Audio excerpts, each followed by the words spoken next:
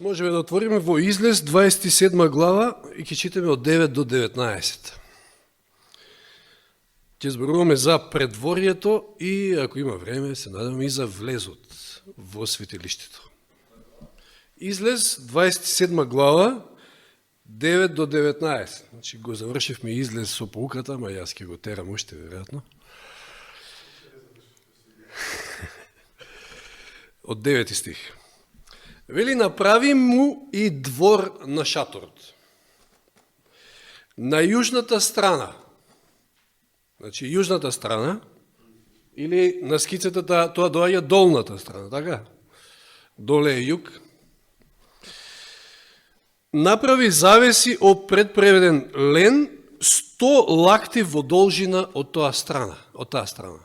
Значи, должината на светилиштето требало да биде 100 лакти.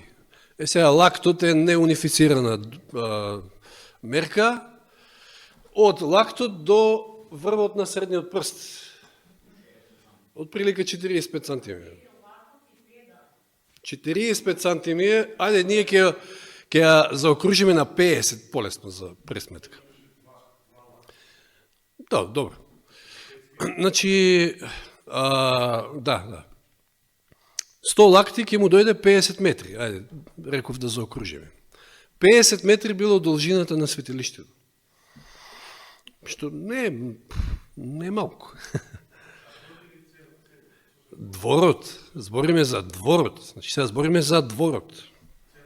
Значи, направи му двор на шаторот. И кажува, јужната страна. Да, оградата. Ајде. На дворот. 100 лакти во должина од таа страна. Нивните 20 столбови, значи на 20 столбови требало. Нека стојат на 20 подножија од бронза и нека имаат куки и поврзувачи од сребро. Исто така направи завеси за северната страна, таа е горната, исто нормално 100 лакти, сега Господ нема да прави крива кула во Пиза.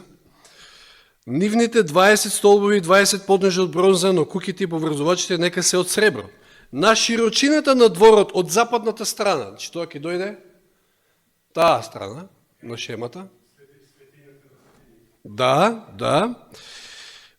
Ќе и требаат завеси долги 50 лак, значи на пола од должината. Значи 25 метри ќе кажеме, ајде ние од прилика. Да. Со 10 столбови, 10 подножја. Широчината на дворот кон источната страна сега, од каде што треба да е влезот, нели? Нека биде 50 лакти, исто нормално, натаму зависи од едната страна на вратата, еве кажува, значи, од едната страна на вратата нека се долги 15 лакти, или ајде ќе кажеме 7,5 метри, од двете страни по 7,5 метри, значи самата врата била 10 метри. Влезот во предворието. Читам 13 стих, односно 14. 3 столба и со нивните 3 подножја, 15 стих, а на другата страна зависи нека се пак 15 лакти нормално, со своите 3 столба и со нивните 3 подножја. За влезот во дворот, везана завеса од 20 лакти од, ќе читам овој превод, меѓутоа по-лесно ја свати сина, љуби често овде вели, црвена и темно црвена, пурпурна. Сина, црвена и пурпурна, окей. Предено и од препреден лен и со своите 4 столба и нивните 4 подножја. Во ревидираниот превод е сина, црвена и темно црвена, ако читате таму. Ќе видиме значењето на овие бои исто така. Сите столбови, 17 стих, околу дворот нека се поврзани со сребро, куките нека им се од сребро, а подножјето бронза, ете, затоа било потребно доста сребро, бронза, како што носеле денеска, читавме злато исто така.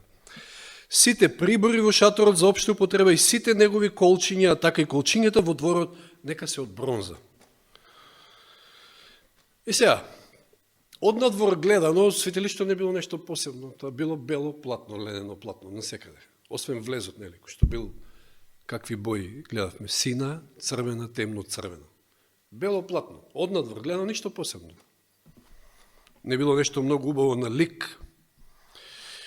Што представуваше светилиштето општо, да кажам, го представува Христа, нели, денеска и во пуката зборевме. Што вели Исаја 53:2, израсте пред него како нежно стебло, како корен од сува земја. Немаше на него ни убавина, ни блесок, за да би се загледале во него. Ништо посебно не се издвоило по некоја надворешност Исус.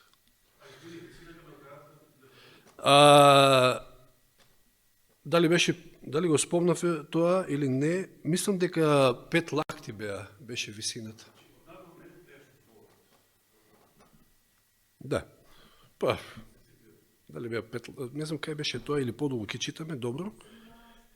18 стих пишуваше. Да, во височина 5 лакти 18 стих, да, го прочитавме тоа. Значи, колку? 2,5 метри, ајде.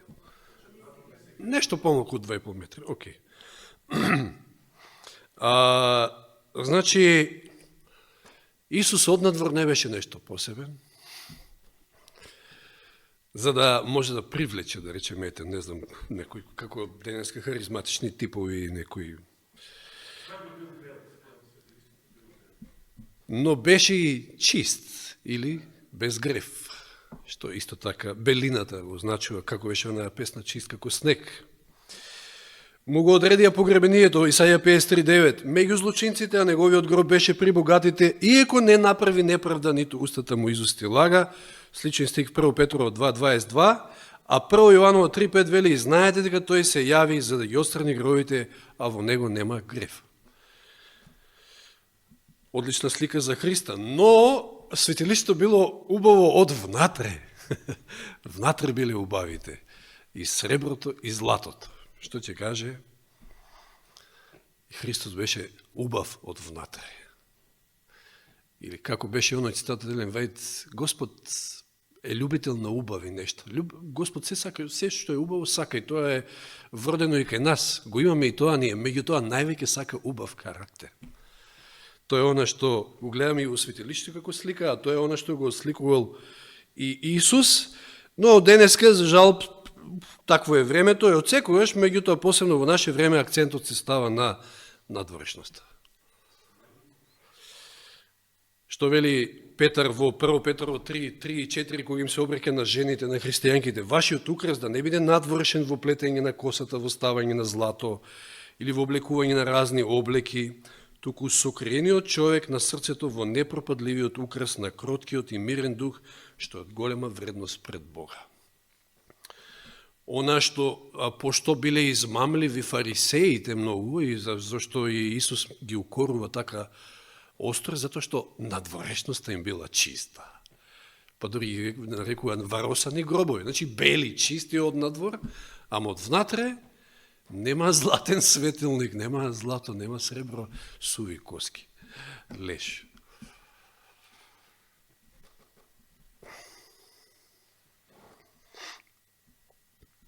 Сега сме кај вратата на светилиштето. Значи, немојте да ве мами изгледот надворешниот, поготово, па денески сите реклами, значи целата индустрија е многу посветува внимание на тоа, знаете, рекламите ги направат така привлечни, за да ве привлечат да купите некој производ. А тоа, да, тоа што ќе го купиш, тоа е далеко од оно вистинското,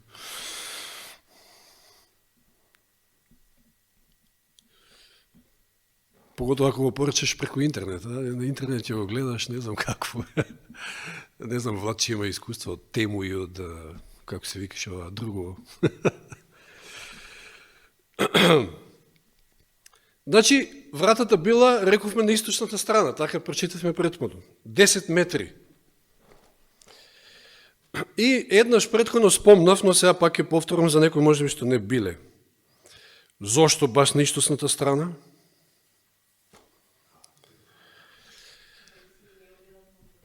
На која страна се поклонувале, не зна, паганите во тоа време? Затоа што го почитувале сонцето, па се поклонувале кон исток. И еве, во Езекиел, онаа визија што му е дава Бог на Езекиел, во 8.16 читаме, што вишел таму, 25 луѓе, добро, не се свештеници.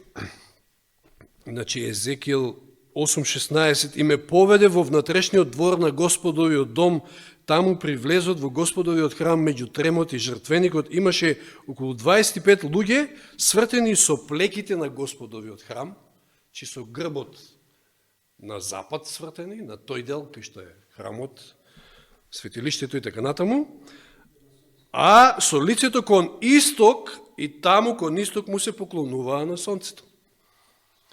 И јас си тогаш спомнав и чисто за размислување, интересно, православните цркви влезот на сите православни цркви ме на западна страна, а свештеникот кој влегува во тој дел светиње на светињите, како не знам да го наречам, се врти и врши службата кон исток. Да, олтарот што е, да. Значи, спротивно до оно што Господ го кажал како да изгледа и како се одвива службата во светилиштето. Но и еден друг податок, момент што го спомнавме, отвораме во Битие, 3 глава, на крај од последните 3 стиха од Битие, 3 глава, 22, 23 и 24. Што читаме овде, кога Адам и Ева, Господ ќе ги протера од Едем. Источно од рајот, тоа филмот со Джеймс Дин, мислам дека беше дан на времето. Многу стар филм, да. Битие 3 глава, 22, 23, 24. И Господ Бог рече, еве човекот стана како еден од нас, знаејќи го доброто и злото, да не ја испружи сега раката и да набере од дрвото на животот, па да јаде и да живее вечно. Затоа Господ Бог го испрати надвор од Едемската градина, за да ја обработува земјата од која е иземен, и го истера човекот и насели источно од Едемската градина, и херовими со пламенен меч, кој се поставил на вратата, да речеме, кој се вртеше околу, за да го штитат патот кон дрвото на живот. Интересно, завесата меѓу светињата и светињата на светињите, каква била, знаете, ки читаме, имало извезени херовими, ангели, што може би исто алудира и на овој момент. Значи, источно од Едемската градина се протерано, значи, одењето на исток е всушност го символизира одвојувањето од Господа, а враќањето назад кон запад е враќањето кон Бога.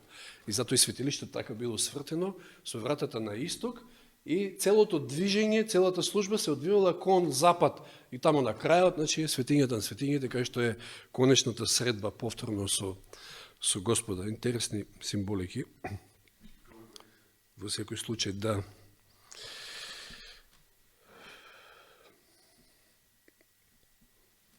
Сега околу самата врата.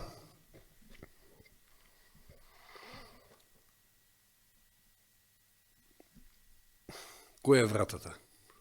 Што вели Библијата? Исус. Општо прашувам. Но, ајде, излез 27.16, да се вратиме на стихот и да видиме. Значи, влезната врата во дворот, на дворот е вака направено. Значи, завесата.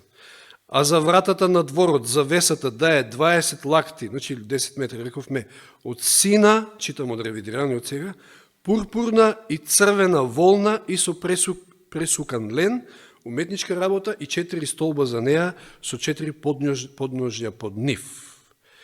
Одиме во излез 26.36, една глава назад, ова е вратата во првиот дел од светилиштето.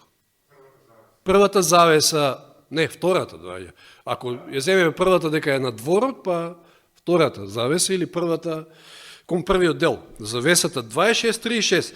И направи завеса за влезот во скинијата од сина, пурпурна и црвена волна од пресукан лен. Исто.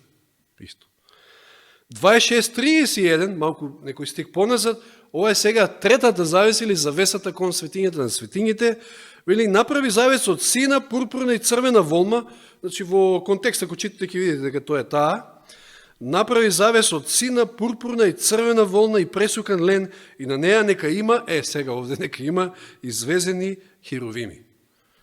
Уметнички извезени херовими. Значи вратата секаде ја гледаме е со сина, црвена и пурпурна боја.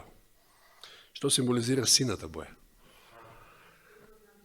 Или послушноста, или, да, може и законот да се земе, затоа што тоа е тоа. А Броеви 15 глава да отворим. Сега јас треба да отворам овде.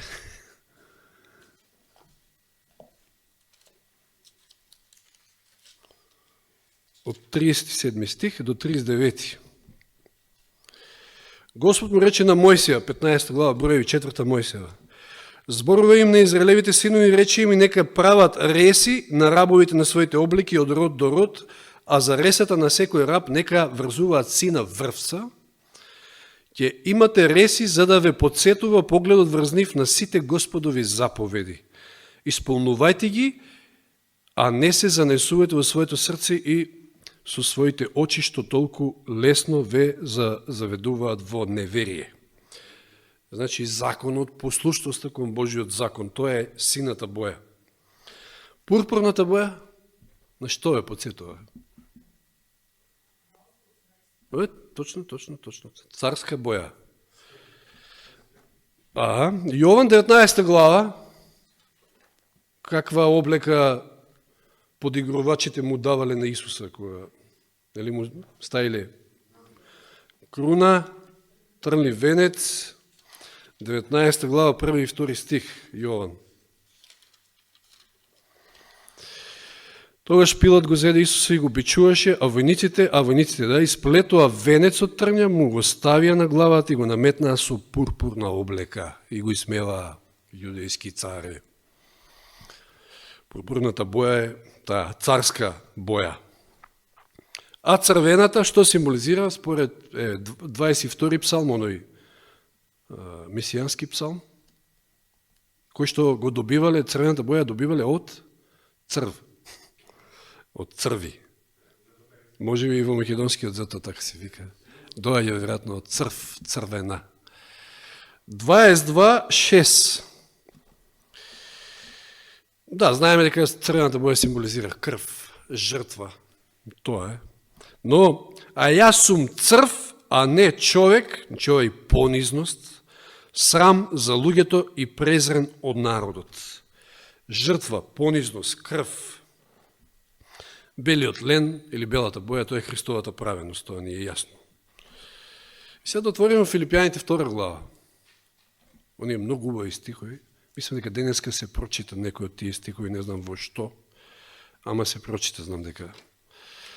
Филипјаните 2 глава.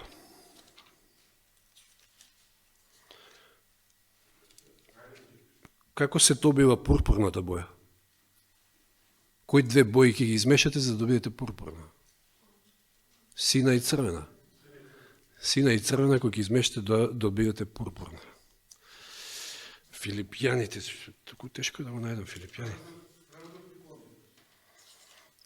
Послушност и понизност, да, праведност. Епа тоа го гледаме во описот во Филипјаните. Кај е Филипјаните? Сега го читаше баш? А утрениот ли беше? Јас знам дека го слушнав. Дали беше Сабајле, дали? Да. 2 од 5 стих. Ајде, целиот овој текст е многу убав. Имате во себе истата мисла која беше во Исуса Христа, кој иеко е во Божие обличие, не го сметаше како грабното тоа што е еднаков со Бога, таа понизност. Туку се лиши самиот себе, изеде обличие на слуга, станувајќи сличен со луѓето. И кога се најде во лик како човек, тој се понизи, уште одиме со понизноста, самиот себе и стана послушен до смрт, еве и послушноста, значи сина, црвена боја, до смрт на крст, жртвата пак црвена боја, затоа и Бог го превозвиши и му подари име што е над секој име, во Исусово име да се поклонуваат секој колено и на оние кои се на небото и на земјата и под земјата, да се поклонуваат пред царот на царевите. Послушноста, понизноста, жртвата негова, царска боја, царот на царевите. Тој влез, таа врата е Исус, не може некој друг да биде. И ова многу кажува. Пасте, самиот влез во дворот. Вие немате друг влез. Еден е. Можете да влезете од друга страна. Преку Христа може да влезе. Влезот е Исус. Не можете никако друг влез да најдете. Во Јован 10 глава што вели таму за оние кои што, не знам, ќе скокаат или не знам, ќе се снајдат некој во трлото да влезат, кои се тие? Краци и разбойници, вика. Јован 10 глава. Во 10.9, значи Јован 10.7 уствари, Исус им рече, вистина ви велам, јас сум вратата на овците, на трлото. Јас сум вратата, 9 стих, кој ќе влезе низ мене, ќе биде спасен, ќе влегој, ќе излегој, ќе најде пасиште. Нема спасение без Христа, нема ни влез, всушност, во предворието, замислите. Грешникот, тоа ќе озборуваме понатаму, секако, значи кога се кае, зема јагница, треба да влезе преку влезот, за да стигне до таму кај што можел само да стигне, до жртвениот олтар, за да ја принесе жртвата. И еве, ќе прочитам тука и два цитати од Елен Вајт, многу убави, и од Копнежот, дали беа и двата, да. Вели, Христос е вратата на Божието трло, сите негови деца од најрани времења низ оваа врата наоѓале влез. Во Христа, како што е прикажано тоа во сликите, како што е навестено во символите, секако и во светилиштето, како што е јасно покажано во пророчките откровенија, како што е откриено во поуките пред неговите ученици и во чудата што ги правел за синовите човечки, го гледале Божието јагне кој ги зема на себе гревовите на светот, и низ него се доведени во трлото на неговата милост. Мнозина доаѓале истекнувајќи други цели за верата на светот, воспоставувани се обреди и системи со чија помош луѓето се надевале ќе се оправдаат и ќе се помират со Бога и со тоа ќе најдат пристап во неговото трло, значи на некој друг начин. Меѓутоа, Христос представува единствена врата и сите што воспоставиле нешто што ќе го заземе Христовото место, сите што се обидувале да влезат во трлото на некој друг начин се крадци и разбойници. И овие се опасни крадци и разбойници затоа што со своите теории ги крадат душите. Ево уште еден цитат. Низ сите векови филозофите и учителите му давале на овој свет теории со кои сакале да ги задоволат потребите на душата. Секој многобожечки народ имал своји големи учители и верски системи што нуделе некое друго средство за спасение, а не Христа. Милиони човечки суштества робуваат на лажни религии во окови на робски страв, на тапа рамнодушност, мачејќи се како товарни животни. Знаете што се прават, се измачуваат, се камшикуваат, што ли се не, демек, ете така ќе добијат спасение. Лишени вели од надежта, од радоста и од вистинското право, живеејќи само со нејасен страв од иднината. Душата може да ја издигне само Евангелието на Божјата благодат. Размислувањето за Божјата љубов, објавена во Неговиот Син, ќе го поттикне срцето и како ништо друго ќе ги издигне душевните сили. Христос дошол да го обнови Божиот лик во човекот и оно што ги одвраќа луѓето од Христа, ги одвраќа од изворот на вистинскиот развиток. Тој со измама ги лишува од секоја надеж, од целта и од славата на животот. Тој е крадец и разбойник. И уште не сме влегле во светилиштето, а видовме дека целото светилиште однадвор и одватре го представува Христа, самата врата е Исус, значи Господ со нас, Господ со вас, Емануел. Тоа е светилиштето во Стариот Завет. Убаво ни вели Дела 4.12, познатиот стих, дека нема спасение ниту во еден друг, ниту има друго име под небото дадено на луѓето преку кое мора или можеме да се спасиме. Нема спасение без Христа. Нема ни влез.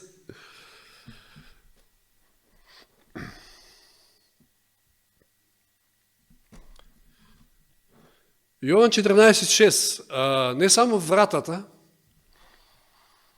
туку и што вели Јован 14.6? Исус е патот, вистината и животот, вечниот живот. Никој не доаѓа при татко ми, освен преку мене. Значи, како ќе стигнете до светињата над светињите, мора да влезете ни сите тие влезови, врати или зависи, како да кажеме, и сите тие го представуваат Христа. Не можете да дојдете до таткото, во светињата на светињите, до средба со него, само преку мене, вели тој. Секоја вели, јас сум патот, што читавме Псалм 77.13, ама она е македонски Кинг Джеймс, како реков јас. Патот твој Боже е во светињата. Исус е патот. Исус е светилиштето. Исус е во светињата. Тој е патот. Преку Христа или патот кон Христа, книгата, каде води? Па повторно при таа нова средба со Бога, не враќа назад. Самата книга Патот кон Христа, еве ќе проучуваме со Божја помош, значи оној христијански од, значи ние, да, грешникот имал пристап до жртвениот олтар, единствено. Во буквална смисла. Меѓутоа, ние со вера, нели, предворието го представува тоа жртвувањето што е? Нашето покаяние, предавање на Христа, крштевањето, базенто. Значи, тоа е тој прв процес на оправдување. И тоа потоа во првиот дел од светилиште е процесот на посветување, а потоа и процесот на прославување. Значи, кога влегуваме во светињата светињите, со вера ние треба да ги поминеме сите тие фази. Ако ја земете патот кон Христа, како почине и како завршува, ги имате истите тие фази. Самата книга Патот кон Христа, од Божјата љубов, нели, кон човекот, го привлекува човекот, па имате покаяние, признавање и понатаму сите други фази, посветувањето и така натаму. Тоа е тоа, да, живот со вера, да, сведочење и така натаму. Патот твој Боже во светињата, тоа е, кој е толку велик Бог како нашиот Бог? Тука ќе завршиме за вечерва. Значи, 50 метри на 25 метри, со врата доста широка, па тука треба да се тера стока. Мислам, тука влегувале многу жртви. Не знам сега зашто е толку широка, меѓутоа како и да е. Тоа се мерките и како што видовме денеска, Мојсей точно според инструкциите што ги добил, го направил целото светилиште. И ништо не е без значење. На крајот на криштата тоа е затоа што укажува, сите тие елементи укажуваат на совршенството, на Христа, затоа што светилиштето го представува Христа, а тој е нашиот совршен спасител и се треба да биде совршено и точно до милиметар, што би рекле. Слава нека на моја Господа, имаме пред нас уште многу, па ќе учиме понатаму. Повеќето од работи ни се познате, меѓутоа ќе слушаме и нешто ново, веројатно. Амин.